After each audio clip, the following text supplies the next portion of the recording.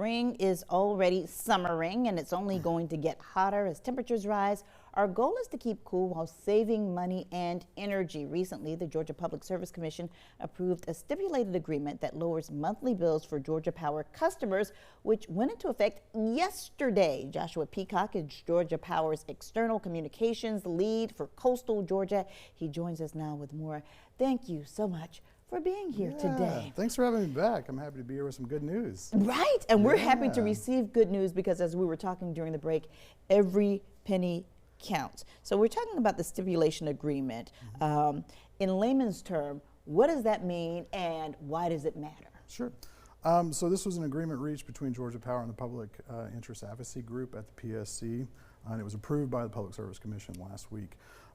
We filed our fuel and storm recovery cases earlier this year, and in those cases we worked diligently to try to deliver savings to our customers, and we were able to do that. Very excited for that.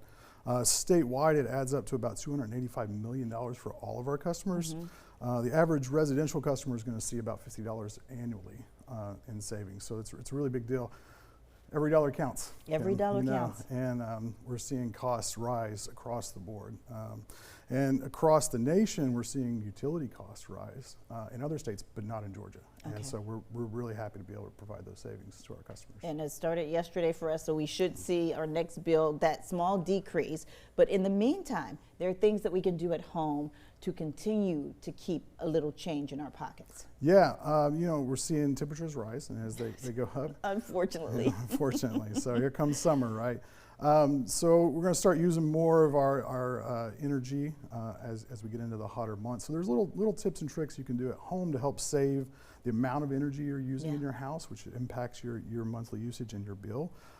So we recommend folks change out the air filter on their HVAC system. A lot of people might not realize like 50% of your monthly usage is your heating and cooling system. So your HVAC system. So as we turn the air down, it's working harder, right? So we can help it work more efficiently by keeping changing out our air filters, keeping vents clear, and using smart thermometers or thermostats to make sure they're regulating that energy use. So how often should we change those filters? That's the thing. So it depends on the type of filter you're using. So some filters you replace them monthly, sometimes every 3 months. You can see that on the pack there.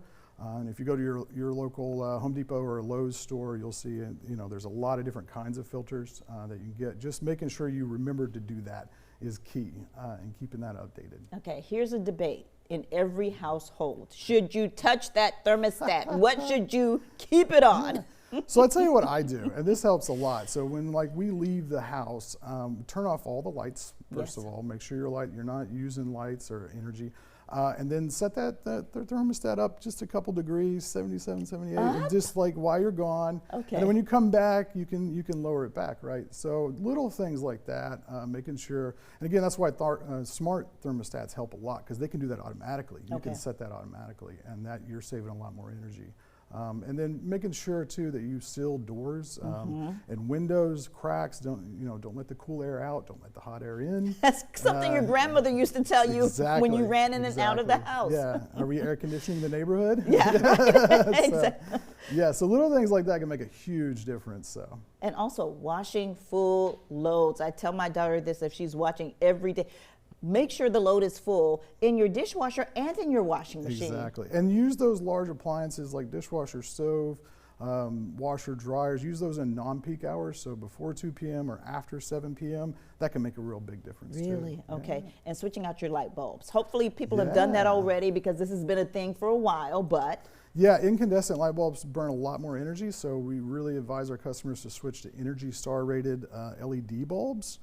Can make a huge difference. And again, turn those lights out when you're not using them. Yeah, and you can always check your power yourself, your power usage. Yeah, we definitely recommend folks to keep updated on the inside their bill when they log into our website. They can see how much they're using every month. For May, actually I'm a Georgia Power customer, so for May I use 763 kilowatt hours. I'm going to see that hit 1,000 or so over the next couple of months. So I know it's going up. So I'm starting to do things too around my house. So keeping track of that, I think, helps a lot, and you can see the impact there in that data every month as you start to do things around your house to help. You also have programs that can help individuals. What is the EASE program? What is that? Yeah, the EASE program is amazing. And we really, you can find that at georgiapower.com/EASE.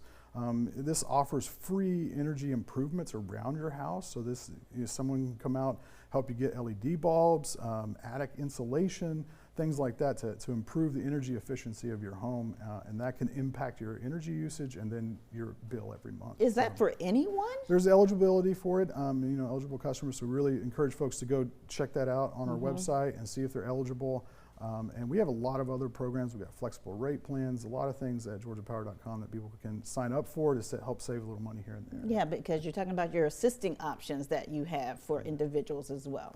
Yeah, and great discounts for senior citizens and different programs like that. So really encourage folks, a lot of folks just look past that. They go pay their bill, then they don't quite read through or see what programs they might be eligible for. So take a few extra minutes, and you can download the Georgia Power mobile app. Is really great. I actually use that to check my outages and check my usage in every month. So especially as we head into hurricane season, that's a great resource to have on your phone. Wonderful. Joshua Peacock, thank you so much for joining us today. Appreciate you. And you can find more information and see this interview anytime with Joshua on our website at wsav.com/community.